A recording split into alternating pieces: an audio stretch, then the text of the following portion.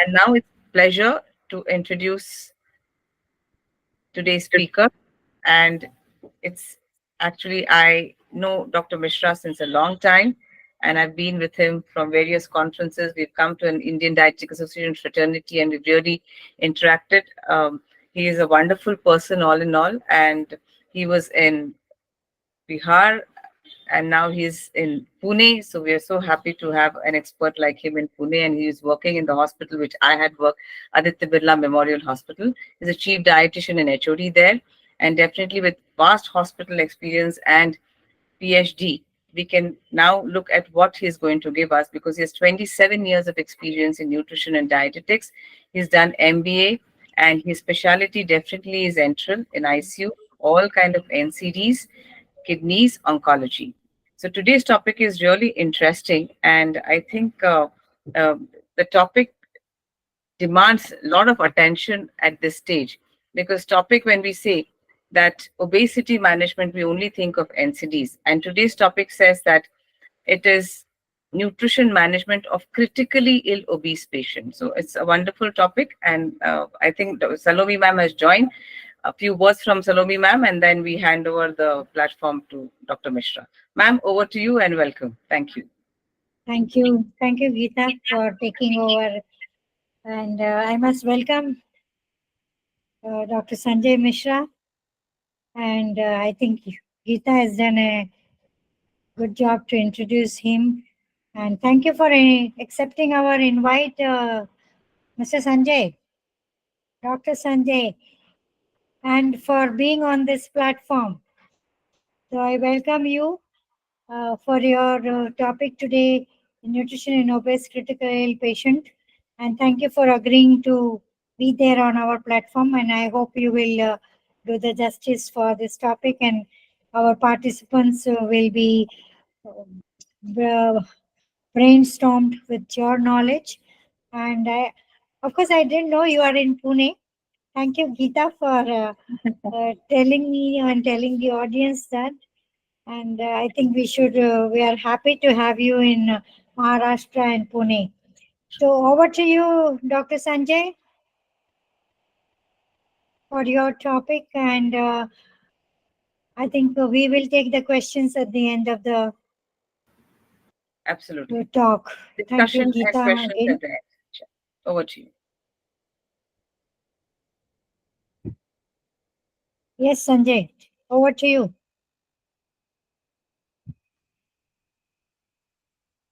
You're muted, I think. Your mic. Okay. So thank you, Geeta madam and Sullivan madam. Really, I'm very happy that I'm the part of your DNA life. And second thing is now I am in Pune, and definitely just it's a great opportunity for me to work in Pune, and especially in Aditya Birla Memorial Hospital. So it's also a great learning for me, and through this platform we can learn a lot, and just I can share my view also with you all and other juniors, those who are coming in the field of nutrition and dietetics. Definitely that's the nutrition and dietetics is the day-to-day learning process. So just no one can say just I am full of bucket with all these things in nutrition and dietetics. Each and every day is a learning day for me also nowadays, and just each and every case is different, especially in ICU, just when we take the patient. So today we are going to discuss here regarding the nutrition in obese critically ill patients. So just we all know that obesity is always a challenge with a lot, and when obese patient is in ICU, so definitely that's the give a better that means opportunity to learn and do something for this type of particular patient, and how can we improve the mortality and all these things in ICU, especially for obese patients. So today we are going to be discuss regarding all these things. So thank you, ma'am. Just I'm going to start. Next, please. Next slide, please. So we all know that we do not let our patient starve, and when we offer them nutrition support, do so by the safest, simplest, and most effective route. Then only we can fulfill the nutritional requirement of our patient. So we have to plan accordingly and to feed our patient. Next, please.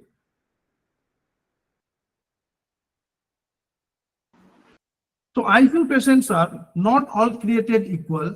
should we expect the impact of nutrition therapy to be the same across all patients? Of course, the answer is no. We all know that nutritional requirement depends on multiple factors. So patient's height, patient's weight, patient's BMI, patient's BMR, especially in ICU, and what's the gender of the patient, and the criticalness like metabolic disorder diseases or some other things just we have to consider, and accordingly we have to plan individualized nutritional care plan for each and every ICU patient. Then only we can fulfill their requirement as per their situation, as per their the nutritional requirement and other pathological reports. Next one.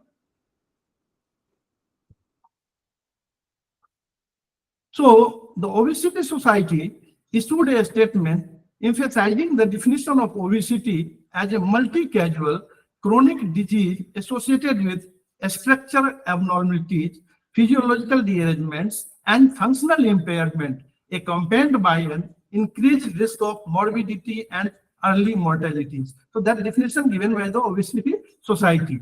Patients admitted to the intensive care unit are increasingly present with overweight and obesity in between 28.2% to 36% that required individualized nutrition consideration due to underlying comorbidity, immunological factors such as inflammations and changes in energy expenditure and other aspects of metabolism.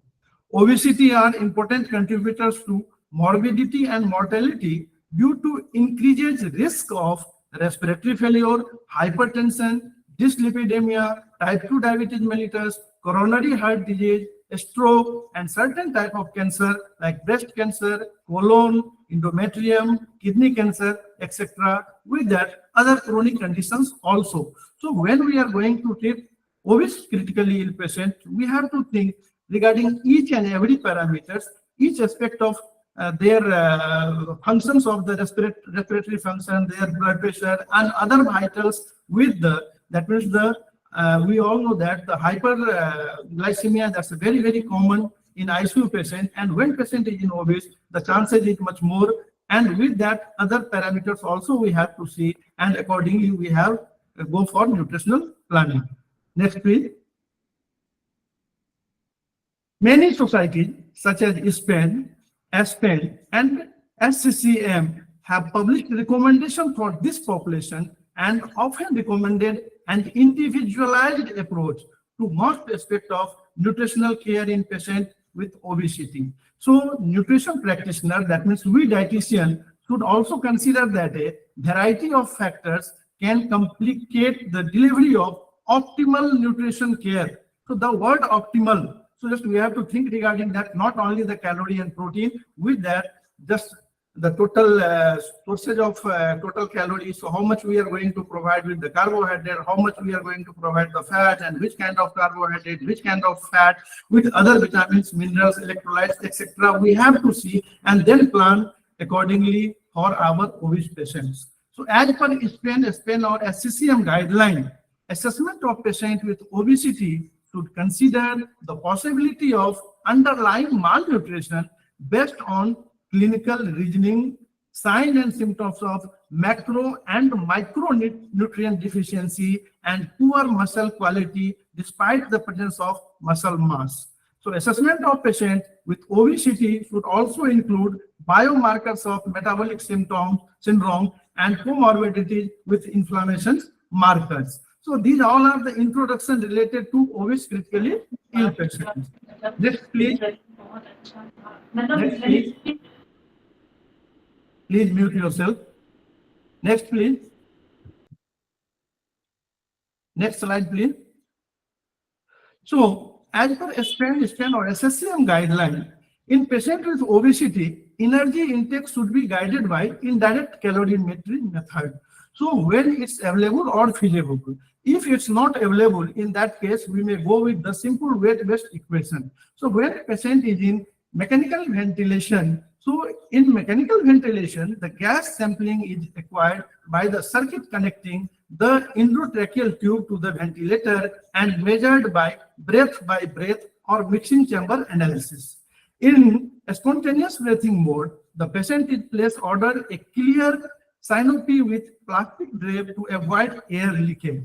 So breath exchange are collected by the calorimeter for gas analysis and enable equation of resting energy expenditure using White's equation, and the formula for the same is consumption of oxygen multiplied by 3.941 plus the production of carbon dioxide multiplied by 1.11 into 1440.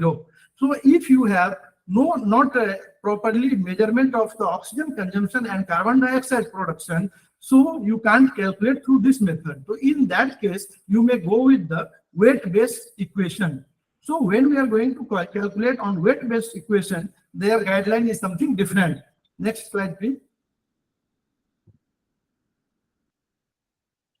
So estimated energy requirements as per SPN guidelines. So energy intake based on the adjusted body weight. So first of all, we should know regarding adjusted body weight. How can we calculate adjusted body weight? So the formula of to calculate adjusted body weight is equal to actual body weight minus ideal body weight multiplied by 0.25 plus ideal body weight. So just example I am going to give here. So height of a person is 160 centimeter. So what is the ideal body weight? 160 minus 100 for male and minus 105 for female. We all know this formula. So ideal body weight is 60 kg for male and 55 kg for female. But the actual body weight of this patient is 100 kg. So how can you calculate the adjusted body weight?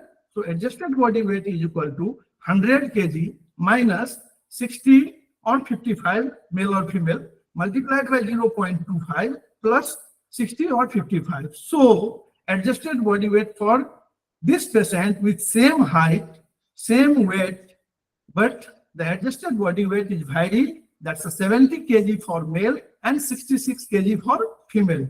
So this one is a very, very important to calculation of the adjusted body weight for your patient. And after that, just when you are going to plan, so in acute phase, as per the guideline of SPN 2006, so in acute phase, you may go with the 20 to 25 kilocalorie per kg of adjusted body weight and 25 to 30 kilocalorie per kg of adjusted body weight in recovery phase. But the guideline given in 2009 and again in 2019, that's the 25 kilocalorie per kg of adjusted body weight is good enough for your obese patient. Next, please. But as per SPN or SSCM guideline, the energy requirement is varied. So when the patient's BMI in between 30 to 50 kg per meter square, so the calorie requirement is 11 to 14 kilocalorie per kg of actual body weight. So if patient body weight is 100, then that should multiplied by 100. So I will discuss one case, so just clear all these things. And 20 to 25 kilocalorie per kg of ideal body weight per day for patient with BMI more than 50.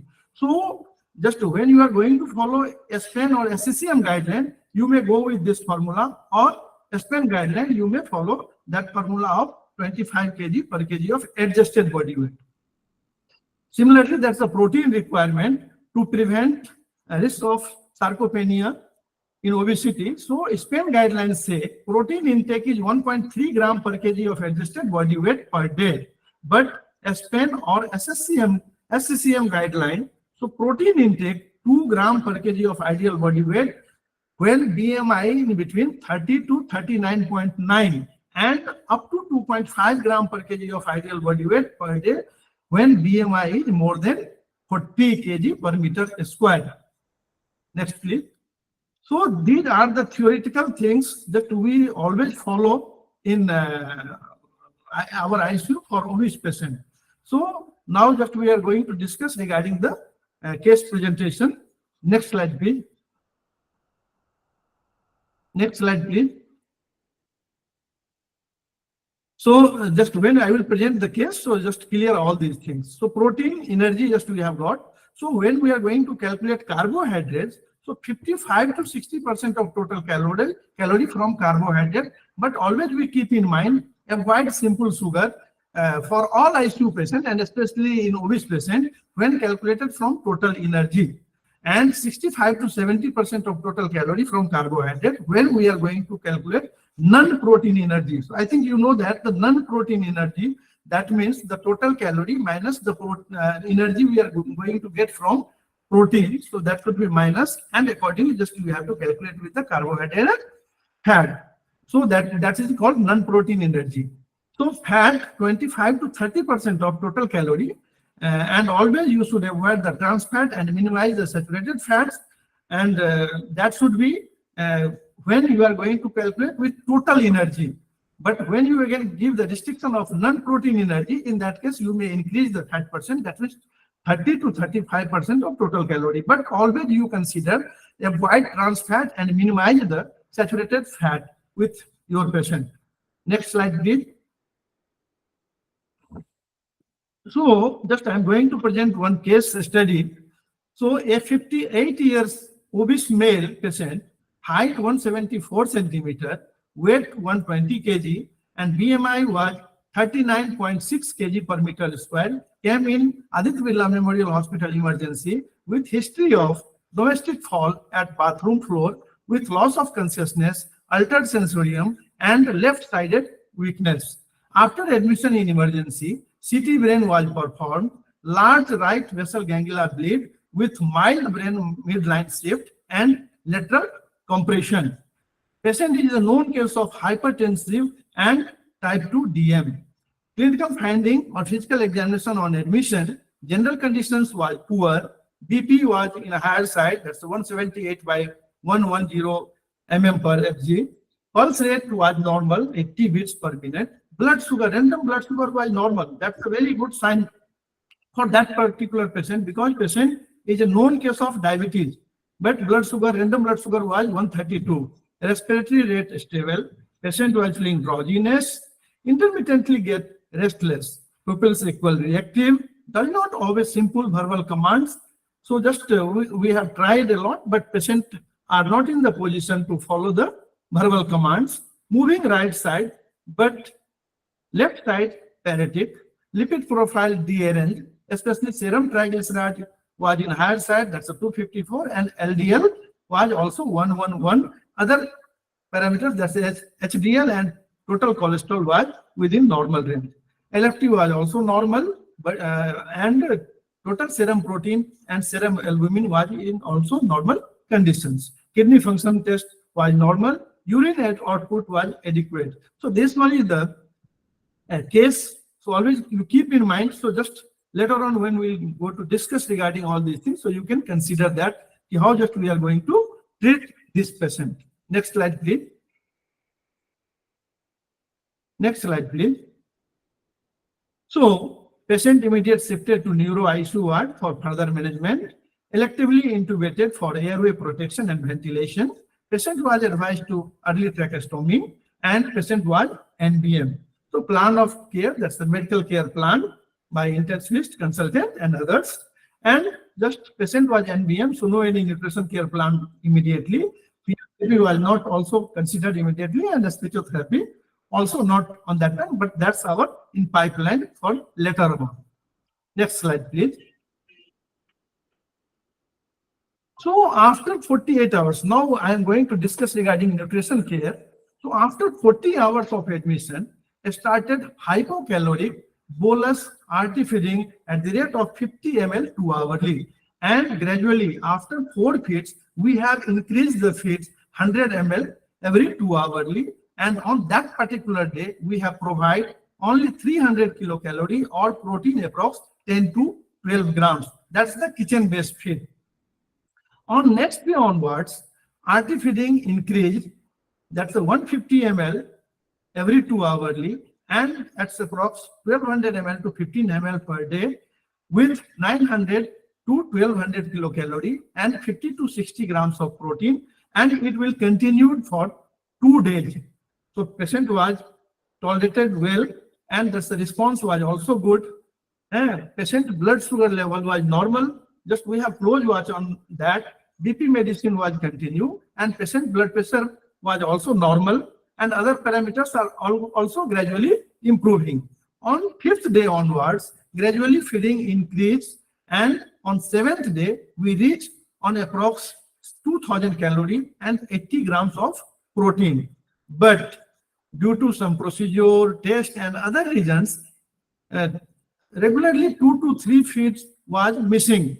So we all know that it's happened in ICU, and approx 300 to 500 calorie and 15 to 20 gram protein not provided to patient as planned by us. So roughly you may say that means approx 15 to 1700 calorie and approx 65 to 70 gram protein only we had provided in last few days. So due to obesity, on and off infections like UTI, tracheostomy secretion infection, and ventilator-associated pneumonia, and insufficient energy protein intake, developed hyponatremia, and the sodium level was 128, and hypoalbuminemia, that's the 2.9 serum albumin level, and hypoproteinemia, that's the total serum protein was 5.9 on day 14. So that's what we have considered again. And on 16th day onwards, we have provided 250 ml 2 hourly because patient's patient output was adequate, and just always we maintain the fluid balance. So we have started that's a 250 ml every 2 hourly, and energy approx 2200 kilocalorie, and protein approx 145 to 150 gram per day with sodium correction. That well tolerated by patients. So just everything was going smoothly after 16th day onwards. So that was very less disturbance in feeding missing also. So just a patient is in condition to get each and every feed properly, and we have close watch on that. So all that was consultant, intensivist, and our dietitian with coordination with the nurses and all, and we are going to fulfill the total 2200 calorie and 140 to 150 gram of protein for that particular patient on 16th day onwards. So we have close observation for all vital parameters, nutrition intake, and their tolerance level also. So the question is that was this nutrition is sufficient for this particular patient? Yes or no? So just we can calculate with our guideline, and just we are providing to our patient. Next slide, please. Next slide, please. So first of all, we have to estimate the energy requirement for this particular patient as per the guideline given. So this patient's height was 174 centimeter and weight was 120 kg and BMI 39.6 kg per meter square. So first of all, I have to calculate the ideal body weight to calculate adjusted body weight. So ideal body weight for this particular patient is 74 kg because 174 minus 100 because patient is a male. So 74 kg is ideal body weight. So adjusted body weight is equal to, that means total present weight minus ideal body weight.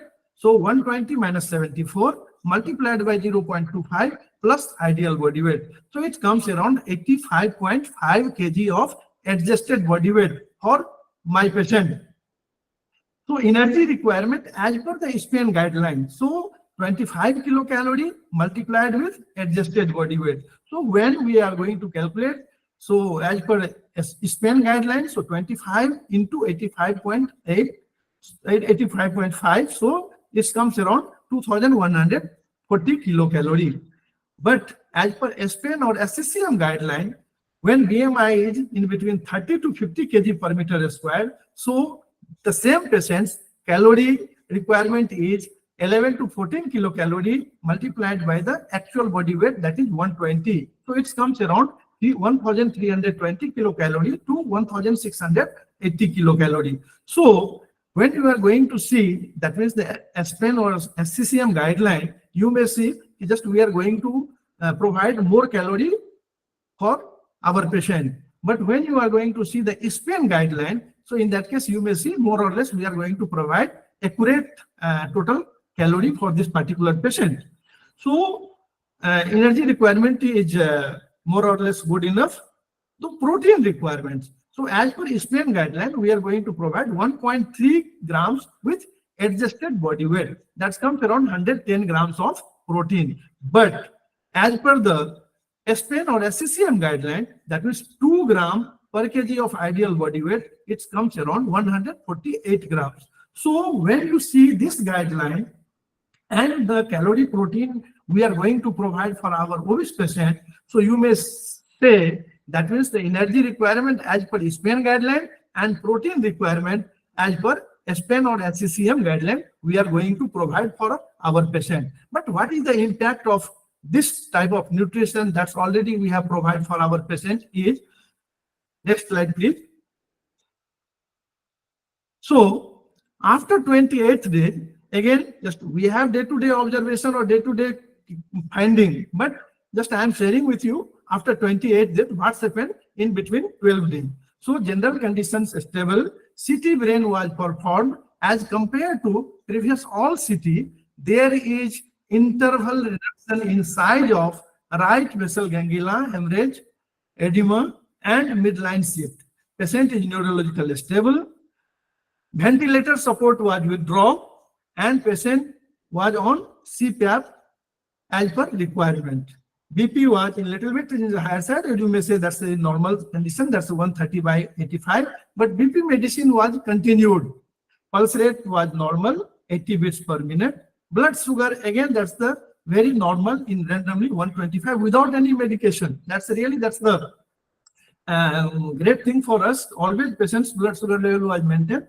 Just in between 1 or 2 days, it goes up to 185 maximum, or never be more than that. Electrolytes was also normal. Respiratory rate stable. Tracheostomy was also partially closed. Patient follow verbal commands on and off. Sometimes it's followed, sometimes it's not followed by him. Maintained fluid balance with adequate output. And physiotherapy continuously just continue. And now physiotherapy has started to sitting for a few minutes, and gradually it's increases. So patient now in the position to sit on chair. So that's a continued physiotherapy. So just after 28 days, we have seen that's a lots of changes in our patients. So that means we are on right track, and just we continued the same, that means the same 2200 kilocalorie and 150 gram approx protein continued. Next slide, please. Next slide, please. So after 39th day, again after 11 days, just the patient was very good, and the patient was in very good conditions. Tracheostomy was fully closed. Speech therapy already started, and physiotherapy continued. So patient was in better condition. So we had also started oral trial with rise to feed. Patient was accepting well. Gradually, we are reducing the RT feeding and increase the oral trial. And patient is going to give the better response. Then after that, just we have started after 1 or 2 days, we have started gradually semi-solid or soft diet with RT feed and try to maintain patient nutritional requirement. Patient was tolerating well. Patient are taking gradually just day to day, little bit more and more. So that's the all good sign for us. That's the improvement that's helped a lot for the improvement of our patient. And after 2-3 days, we have removed the RT tube and fully continued the semi-solid or soft diet with high protein liquid diet. So initially just we had started, that's the normal polymeric high protein supplement with the that means the bolus feed, and gradually we may shift into, after 16 days we may shift with the, that means egg protein, and definitely that's give the much more positive impact and help a lot to reach the optimum level of total protein, that's the up to 150 gram. All vitals were normal. Patient was maintained properly, serum albumin and protein level also. All above plan of treatment responded very well by patient and had no any fresh complaint. That's the positive thing for us. BP was maintained, blood pressure was maintained. That means the respiratory function was quite good, and just physiotherapy was continuing. Speech therapists was also doing their work, and gradually we have got lots of improvement in our patient. So patient was patient had symptomatically better, and he was shifted in semi-private ward. And just we had seen on the day of discharge, that means 45th day, patient had reduced 13 kg of weight. That means his weight was 107 kg, and patient has discharged with proper medication and nutritional plan.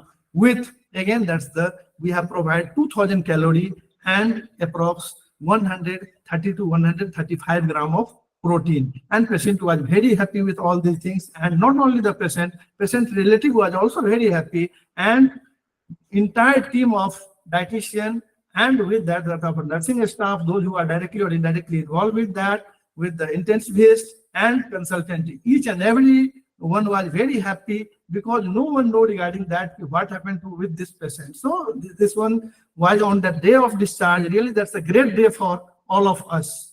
Next slide, please.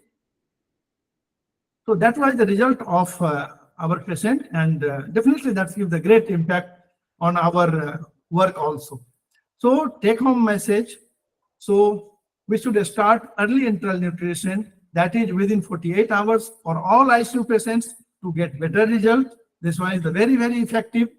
Start with a small quantity of feed, as I had start, and gradually increase to meet their nutritional requirement in between 3 to 7 days. We have met in 7 days, but then also you can say no, because we had provided on that day approx 1500-1600 calories, not meet the target.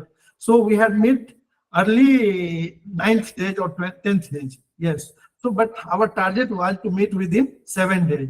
So initially the patient, we should provide, that's a hypocaloric feeding, and gradually just with the isocaloric or high protein feed for patient with obesity. Assess regularly for adequate protein and energy intake. With that, other parameters also to improve all the overall of our patient.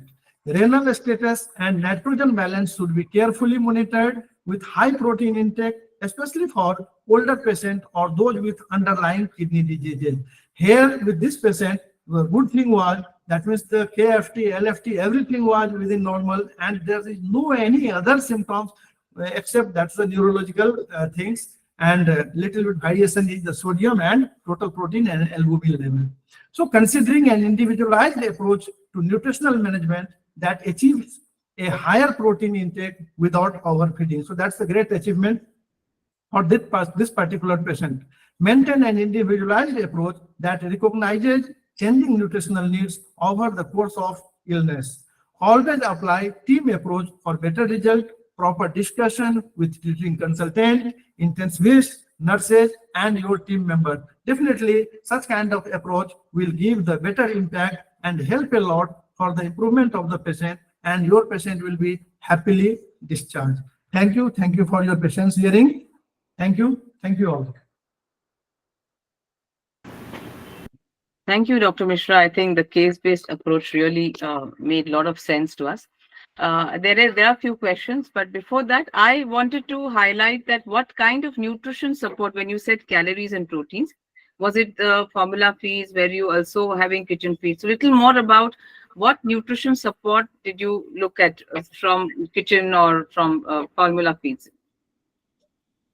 So generally just we have started with per 100 ml only 70 calorie with kitchen feeds, and it's provided 3 grams of protein with per 100 ml.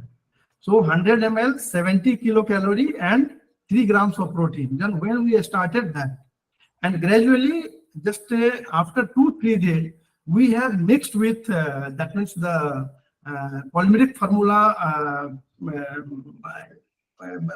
protein.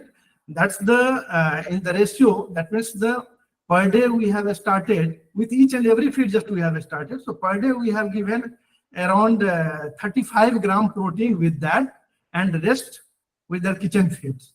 So, and later on gradually just we have increased it. So in that case, we have seen that's the total 26% of protein we have given to the patient, 26% of total calories. When we have provided, that's the 2200 calorie. Out of 26%, just we are providing, so approx 12% with our formula feed, and rest 14% with our kitchen feed. So that's the combo of both. Combination feeds. Because Yes. protein given was quite high, so that was the question. But I think let's take the question from the audience, and audience can feel free to raise hands. Salumi ma'am is also there. She's also an expert in intensive nutrition, so we can also take inputs from her. Monica asks the question that how did you come? I mean, every hospital has its own protocol of coming to a calorie and protein requirement. So we would like to understand that how the height and weight for an ICU patient, especially a neuro patient, how did you measure and how where did you come to the conclusion of calorie intake? So first is how did you measure an height and weight for an ICU patient? That's very easy for us because patient was all right and sudden fall in bathroom. So just patient know regarding his height and weight. So his relatives told me. So there is no any issue for that. But generally that's the problem. So, but for this patient, just I had no any problem. So those who have, that means no, not known case of that case, just what is height and what is weight. In that case, generally it's very difficult. So through you may see, just you may discuss with their relatives, so they can say their regarding their height, but weight exactly it's very difficult. So through eye estimation you may calculate. It may plus minus 4 to 5 kg. Okay, by books, you generally have a patient on supine. Salome ma'am, you can also give inputs, and I think we can invite what the hospital dietitians do here. I think Dr. Mishra generally spoke with the relative attendant and then found out the average height and then to the calculations. By book, we look at supine position, measuring the height by the tape, and then we take it.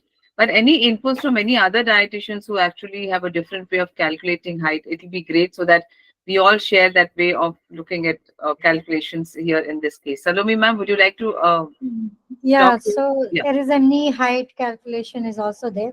There are some ICUs which have uh, the bed weight. You know, there is a weighing scale at the bed. So the weight of the bed is taken, and then the weight of the patient with the bed, and then the calculations are done. I don't know about the Aditya Birla Hospital, but some ICUs do have that. Then there are other formulas to measure the height, and as rightly said by Dr. Geeta, the supine height we also do when in absence of the weight bed. So the weighing scale at the bed. So that is also there. We can calculate it. Or what they did, Dr. Mishra did with the old reports.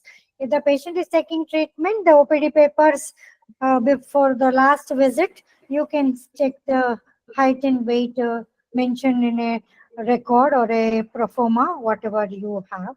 So that is one way. So different hospitals will have.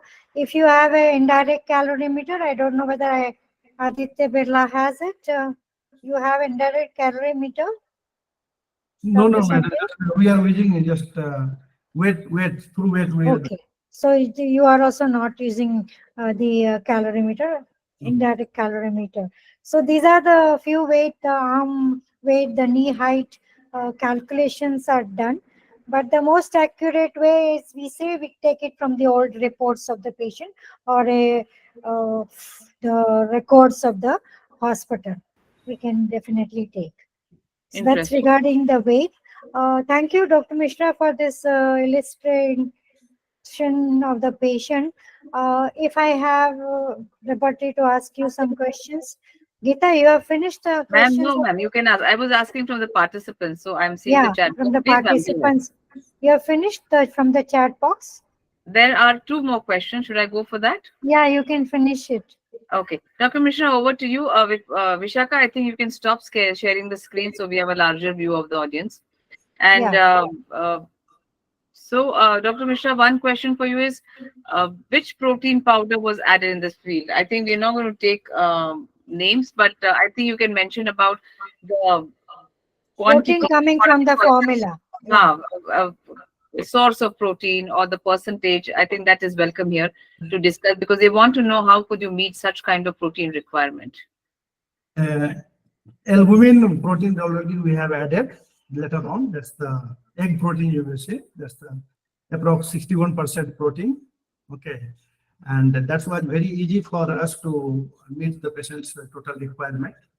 And initially, just we have started, that's the pre-digested formula. Uh, Previously pre-digested, then shifted to polymeric, and then just we have shifted to egg albumin formula. So, Okay, interesting. yes. This is a very interesting comment from Upasana Banerjee. You can always unmute and also speak, Upasana, because you said in your ICU you calculate calories from VCO2. I think our participants would like to understand more. What is this VCO2? How do you calculate and calorie? Dr. Mishra, would you like to give inputs here? So calculation regarding carbon dioxide production. Yeah, the Upasana says she calculates from VCO2 in her hospital. Vishaka, can you stop sharing the screen so that we have a larger view of the audience? So Upasana, would you like to unmute and say about what actually you're doing for? Yeah, I think she's opened the video. Yeah, over to you. Yes, ma'am. Good evening to all. I'm Upasana Banerjee from AIMS Bhubaneswar. We generally calculate from VCO2. We get this from ICU monitor, ventilating monitor. We all get the value of VCO2. VCO2 into 8.2, we can get the calorie.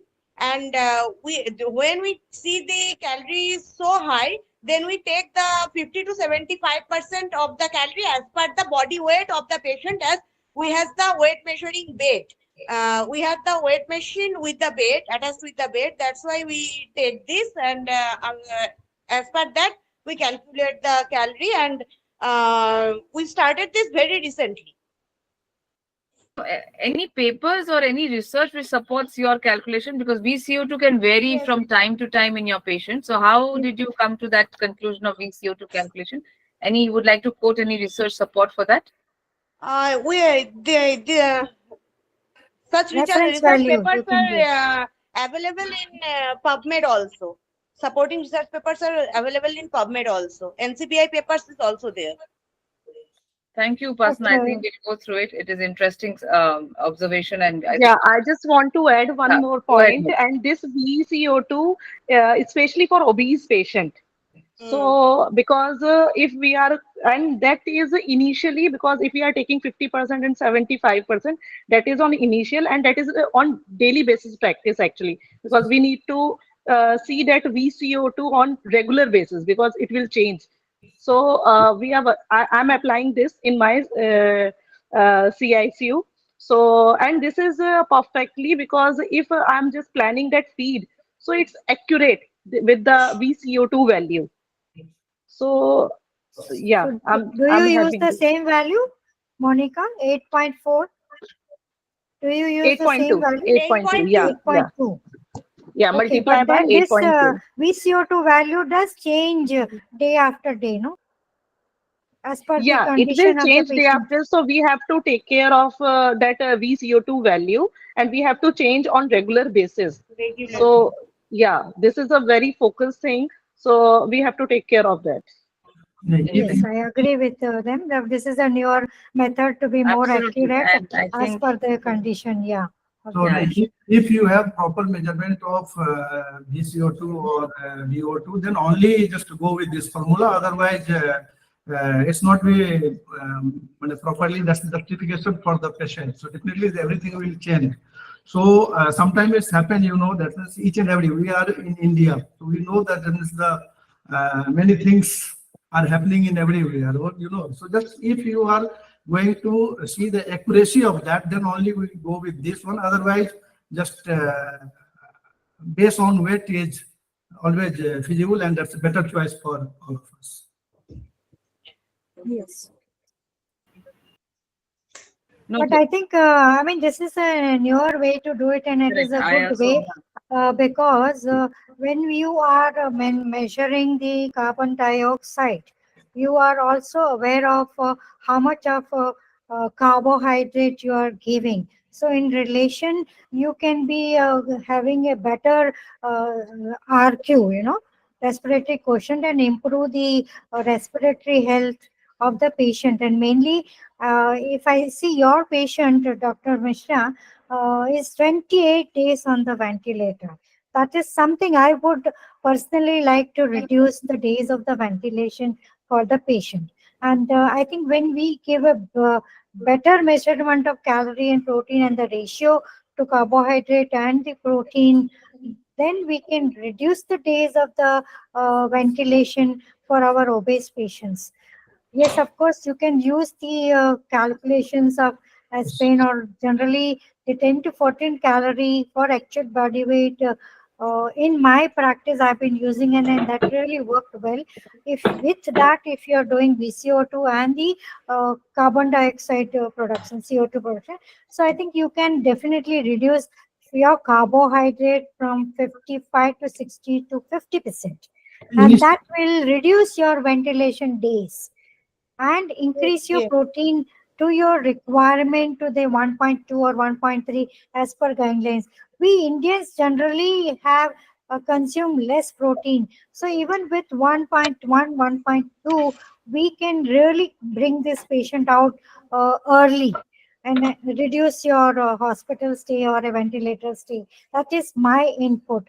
I don't know others how will they do, but obese critical patient, and Dr. Mishra, you have not showed us whether the patient's the glucose chart or the medication for diabetes or blood pressure.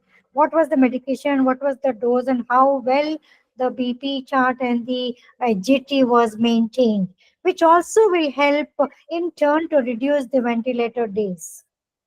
Do Actually, you have it, or do you have any comments? no, actually just we had given 26% with protein and 55 to 60% with carbohydrate. My target was to reduce the carbohydrate intake and increase the calorie from fat. But triglyceride and that's the LDL was in higher side, and some other thing was there. So due to that reason, just the intensivist, and we had a discussion with intensivist and consultant. So they say reduce the fat intake. So just we have given only 20-25% max. So generally we have kept into 20%. Due to that reason, we have increased the calorie with carbohydrate. So that was the major thing. Second thing, just we had given that the protein up to 150 grams. So initially, just I had fear with that. Just patient may tolerate, patient may not tolerate. But gradually we have increased it, and just positively, just we have achieved the goal, and patient will tolerate well. So that was the thing. Second thing, that's the already you told what medicine and all these things. So for diabetes point of view, that means there was no any medications. Really, that's the very surprising for all of us, because no medication was required, and just the already random blood sugar. Just we have calculated in different way. That's the fasting before lunch, before dinner, after lunch, after dinner, just like that. And just we have always found it within normal range, except 1 or 2 days. That's the highest was 185, and just lowest was 110, 111, like this. So other medications that I have not mentioned there, because just our focus was in the nutrition. So due to that reason, just I have not mentioned the name of the medicine and all these things. But at the time of discharge, patient was a very simple medicine. I remember that with the Levy pill with that one pentosine, and for constipation, just do like 30 ml. Just they have started, because patient was in soft diet and just a low fiber was there. So I think due to that reason it was happen, and gradually we have increase after 3-4 days, patient 5 days. So patient relative visit again, and patient was in normal diet, and gradually that the constipation was also get relaxed, and patient who has normal defecation and all these things. So due to that reason, I had not mentioned, madam, their medication and all these things. So let me tell you that giving fat to 35%, there are no studies. Even the guideline says you can give up to 35% of fat. When you give fat for a critically ill patient for 10 days, 20 days, it is not going to change the lipid levels. That is for sure. this lipid levels change over time, like the length of time, 10 years, 20 years, 30 years, when you are taking continuously high fat.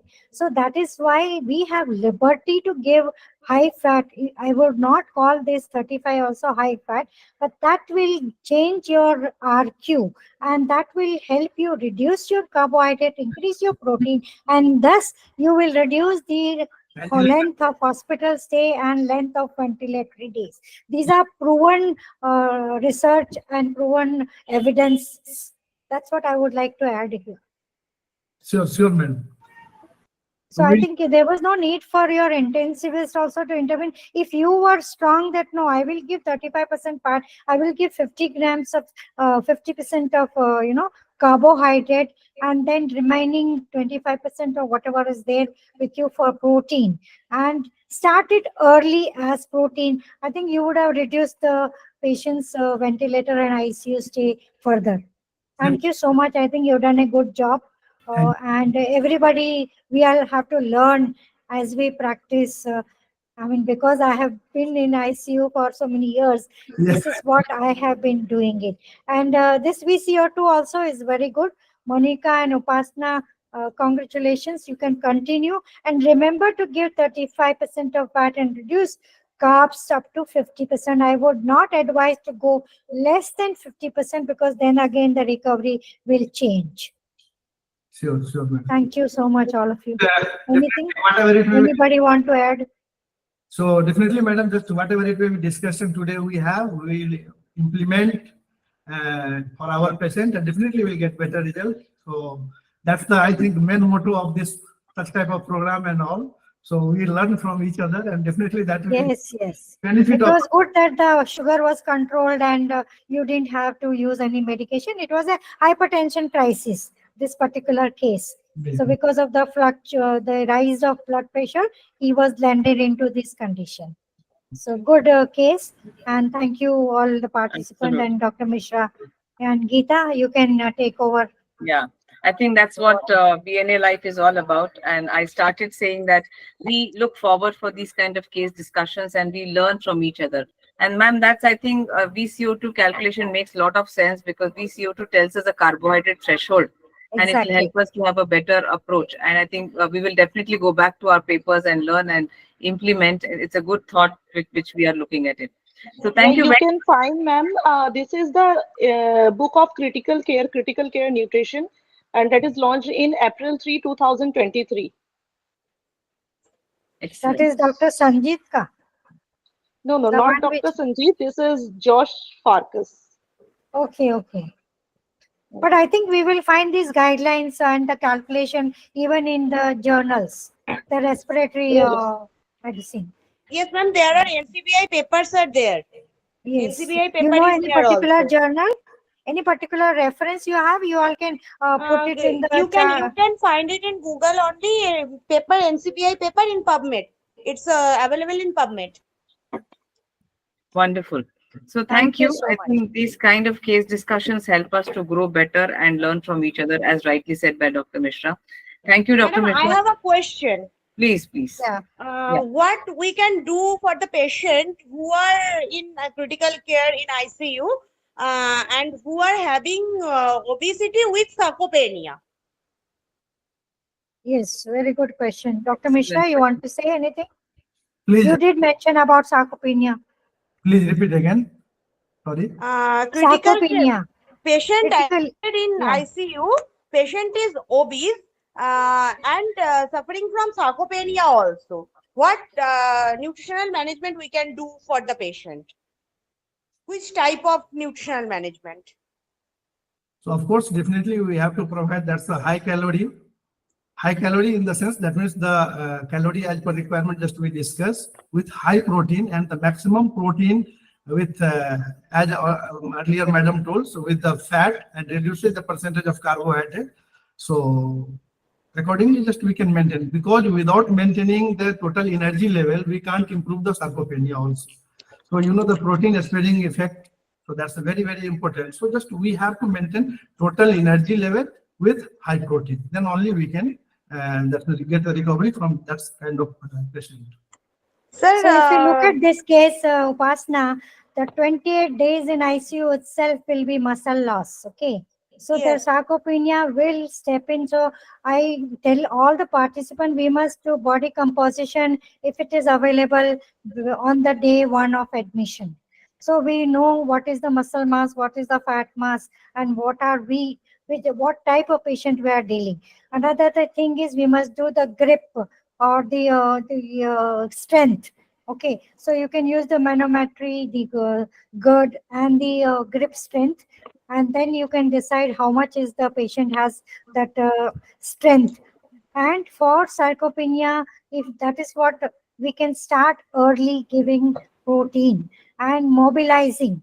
Nowadays, we have those functioning pumps and other things where there is a early mobilization. Almost all the journals are telling us that mobilize the patient early. That will also reduce the risk of sarcopenia. Okay, this I'm talking Okay, ma'am. about developing sarcopenia with more days in ICU. But if your patient is already having sarcopenia when on admission, then definitely you need to look into giving more of protein, then giving more of carbohydrate. Okay, so that is where we have to balance the carbohydrate protein ratio. So treatment of sarcopenia, again, it's a late because we start our meal with protein. So therefore, protein feed, and then you can give a carb and fat feed. That also will help the patient to overcome the sarcopenia and utilizing the muscles. That is another thing we have to do. We have so many measures now: physiotherapy, occupational therapy, plus those functional pumps, using the mobility of hands, feet, while on the bed, sitting up positions, and moving the limbs also will reduce the muscle loss and the sarcopenia. So that is why we do not want patient to be on the bed longer days, whether it is ICU or outside ICU, in a critical state without mobilization. So that is one thing we need to do, and of course, increase the protein for limiting your, reducing your sarcopenia risk. So for Ma'am, this, is BCA is helpful in yes, this case? Yes, already branch chain is what we are going to give. Whenever you are supplementing, you should be giving using branch chain amino acids. So, Okay. as he said rightly, if you use an egg white protein, you have branch chain. Even if you use whey protein, there is branch chain amino acids. Yeah. Okay, ma'am. Thank you, ma'am. Geeta, you want to add? No, ma'am, well said. I think you summarized it well, and definitely your inputs are what we always look up to in these cases. So No, thank that's you okay, very but much. everybody can share because now Yeah. you all As are actually in the critical care, and I'm out of critical care. And actually, what your happens in sarcopenia is information, you can't prevent muscle loss. It is going to be there. However, you would like to give proteins and your physical therapy. We look at anabolism to help prevent sarcopenia, but you can yes, further try to minimize the loss of muscle is what we generally aim at. So physiotherapy, and as you rightly said, Upasana, patient needs proteins which can be easily absorbed, and hence peptides, BCAAs, they may help us to a certain extent because we anyway calculate them in our protein calculation only. So easily available proteins, high biological value proteins, essential amino acids is what I think is the need of the hour. Nowadays, you also get EAA as a supplement, 15 grams of EAA, that also can be given. So I think these are the ways where you can improve the absorption because protein is subject to absorption and a bioavailability. And that's where you can't calculate 100, and I don't think all 100 will be utilized by the body. So hence bioavailability of nutrients is very important in such areas. This is what I would like to add. yeah, we do get peptidase, the protein absorbing, enzymes which help better absorption of protein. So that also can be used in the ICU setup, and we can use it as rightly said, easily available protein. That is why we are using, and amino acids IV, that is 20-gram crystalline amino acids. Also, sometimes we are using to give as a supplement, which will directly give all the essential amino acids. This is a current treatment, even in a renal patient, we are using, and ICU patients, as Correct. Geeta rightly said. So we can do that. Wonderful, ma'am. The discussion can go on and on. I think there are a lot of comments, a lot of thank you feedbacks. Thank you, Dr. Mishra. The chat box has all the feedback which we would like. And this is what we were expecting, a case-based support. So the discussions take good time of the session, and case is only 30-40 minutes. You're bang on with the time management. Thank you very much once again. Thank And you. like to invite you again for some other areas of case discussions, because this is an ongoing program of DNA. And participants, a big thank you to all of you. Without you, this never would have been so interesting. And now I think we all have got adapted to each other with cases that we ask, and we look up to Salome ma'am to help us highlight and summarize her practical inputs on it. And that's the icing on the cake always. So thank you, Salome ma'am, for being there always. And thank you to Nazneen and Richa. They're not there today. They've gone for a conference, but they are the support for this DNA Life. And also the backend team, Mr. Gandhi, Advait, Vishakha. She's been coordinating with all the speakers. All of us definitely have to be thankful to them also. So see you next month again with a new topic. It will be a Diwali month. Let's see how we block the date and time. But let's meet again with another case discussion. And Dr. Mishra, please keep in touch with this DNA Live programs. Do attend our programs. Your inputs are welcome every time we meet you. And do not forget to go and watch the YouTube videos of all these sessions, like the page of Facebook and Instagram of this BNA Live also, so that you keep getting the updates from us. Thank you very much. Thank Yeah. you. Later we can invite these girls who are using this VO2 based calculation to present case. Yeah, we'll get If in they touch. can also come in. It would be Absolutely. nice. So Thank next you time all. we can have their cases, present a case, what they're using, how the formula is used, and we Yeah. can always complement one discussion. That's a good idea. Sure. Thank you so much. Thank Thank you. you, Dr. Mishra. Thank you. Thank you, Dr. Mishra. Bye-bye. Yeah, bye. Bye, ma'am. Bye.